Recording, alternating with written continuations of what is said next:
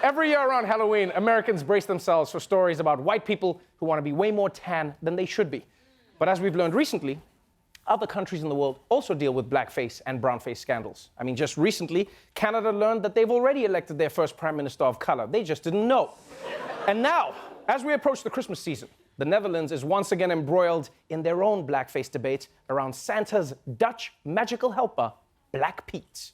Anti-racism campaigners held protests throughout Holland on Saturday as the Dutch celebrated the arrival of St. Nicholas and his traditional yet controversial companion, Black Pete. Black Pete is usually portrayed by white people in black face paint, wearing frizzy wigs and red lipstick. It is criticised for being racist.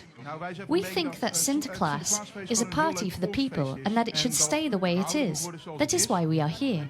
We want Zwarte Piet to stay black. This should not be a political affair, but just a nice party for all the people. Okay.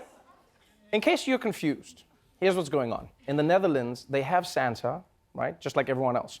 But they also have a character named Black Pete, a magical helper who rolls with Santa Claus. And how it works is if kids are nice, Santa gives them presents, but if kids are naughty, Black Pete whips their ass. Which you have to admit really raises the stakes for Dutch kids. Right? Imagine being a kid waiting up to hear Santa and his reindeer land on the roof, and then you look out your window and then there's just a black dude with a baseball bat out there. Just like, hey man, you should have cleaned your room, Cody. You should have cleaned your room.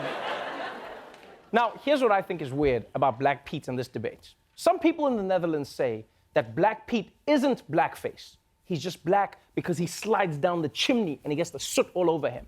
All right? I'm like, okay, I'm willing to accept that explanation, but then answer me this. Why does he come down with an afro and red lips? What's happening in that chimney, huh? And also, how come Santa doesn't also come down covered in soot? Clearly what's happening is that Pete goes down the chimney, opens the front door for Santa, and Santa's like, yeah, you've got to break in. I've got priors, man. I don't want to go back to jail.